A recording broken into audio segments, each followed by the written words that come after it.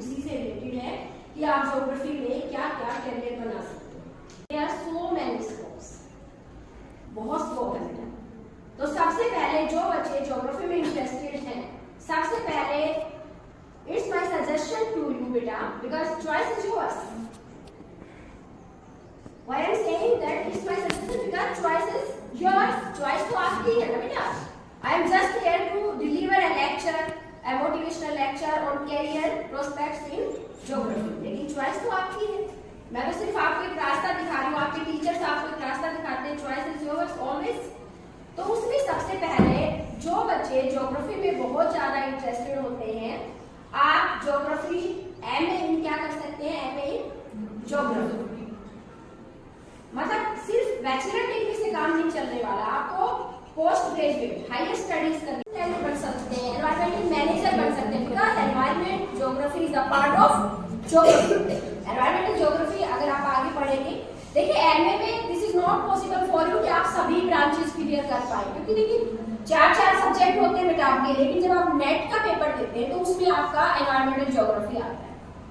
वैसे तो पता नहीं यहाँ पर चूज कर रखा है कि नहीं, हमारे वहाँ एक ही नाम पे एनवायरमेंटल ज्योग्राफी बच्चों को पढ़ा कर रखा है।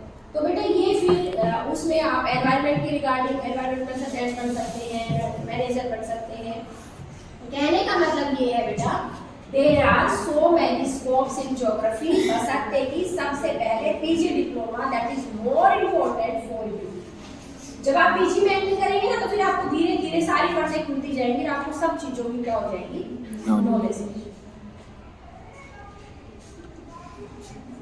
लेकिन you will have to choose your destination. आपको अपना डेस्टिनेशन अभी देखना पड़ेगा कि आपको जाना किस फील्ड में। टीचिंग में जाना है बेटा, टीचिंग के हिसाब से तैयारी करोगे। सिविल सर्विसेज में जाना है, सिविल सर्विसेज के हिसाब से तैयारी करोगे।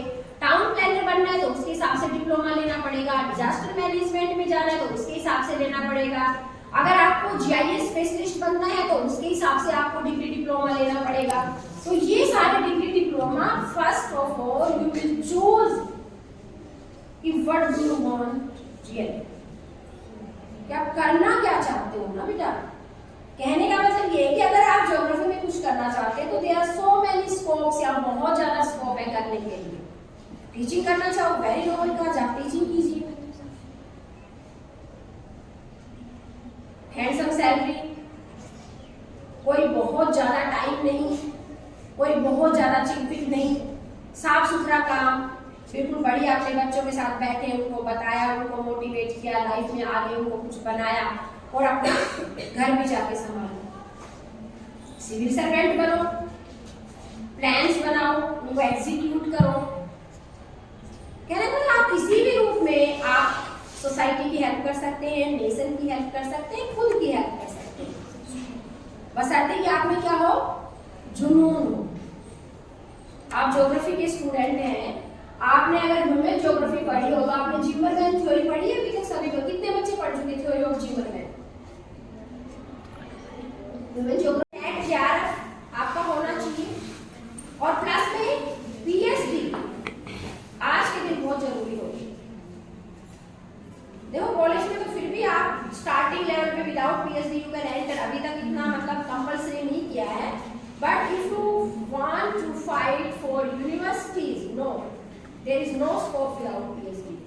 मतलब बहुत मुश्किल है। सपोज कीजिए एक ही वैकेंसी निकली, 25 बच्चों ने अप्लाई किया, 5 बच्चे ऑलरेडी पीएचडी थे। आपका तो बेटा आप तो उसी में नहीं आए, स्क्रीनिंग में ही नहीं आए आप तो पीएचडी तो बहुत जरूरी है ना।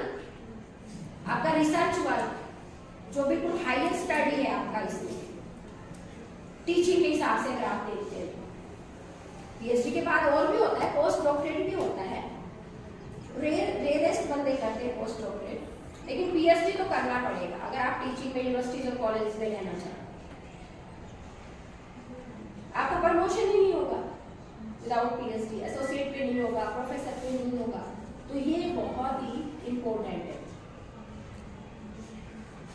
तो टीचिंग के लिए कहने का मतलब, अगर आप टीचिंग चूज करना चाहते हैं तो आपको सबसे मेन क्या है, एमए करना पड़ेगा इन ज्योग्राफी, और प्लस में आपको एचटेट, प्लस में डीएड स्कूल के कॉलेज में आना चाहते हैं, यूनिवर्सिटीज में आना चाहते हैं तो एमए प्लस नेट जीआरएफ और प्लस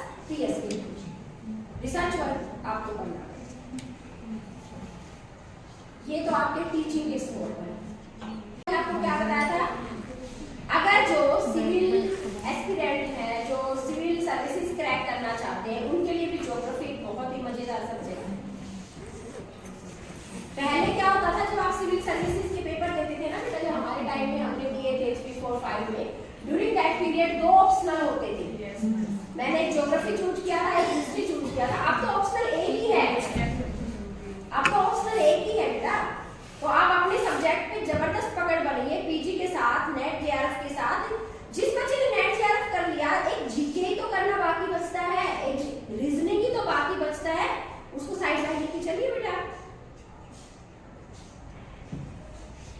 और आप सिविल सर्विसेज के भी दे सकते हैं। ये तो मतलब 2 फील्ड ऐसे हैं जिसको ज्यादातर हम आप सारे ही जानते हैं, जिसमें बहुत ज्यादा स्कोप है। लेकिन उसके अलावा भी अगर आप देखते हो, आप टाउन प्लानर बन सकते हो। मैंने आपको बताया था पीजी करेंगे आप, पीजी के बाद आप किसका कोर्स करेंगे, टाउन प्लानिंग का कोर्स करेंगे।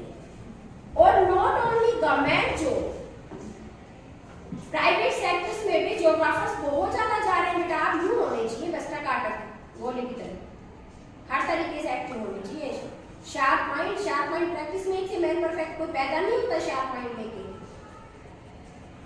हम सब एक जैसे ही पैदा होते हैं। एक्सेप्शंस आर एवरीवेयर, वो एक बात छोड़ दीजिए, एक्सेप्शंस आर एवरीवेयर, वो करोड़ों में एक होता है एक्सेप्शन। अदरवाइज हम सब एक मेंटल लेवल के पैदा होते हैं। आपका हार्ड वर्क, आपका पेशेंस, आपका सिंसियरिटी, आपका डिसिप्लिन, आपका टाइम मैनेजमेंट, ये आपको बनाता है फ्री। तो वो सब आप में कितना है, वो आपको इन चीजों में आगे दिखेगा। आजकल जो बच्चा परफेक्ट होता है जीआईएस रिमोट सेंसिंग में, जो जियो इन्फॉर्मेटिक्स में परफेक्ट होता है, उनको तो कंपनियां पैकेज इतने बढ़िया देती है बेटा। आफ्टर ग्रेजुएशन होते हैं ये।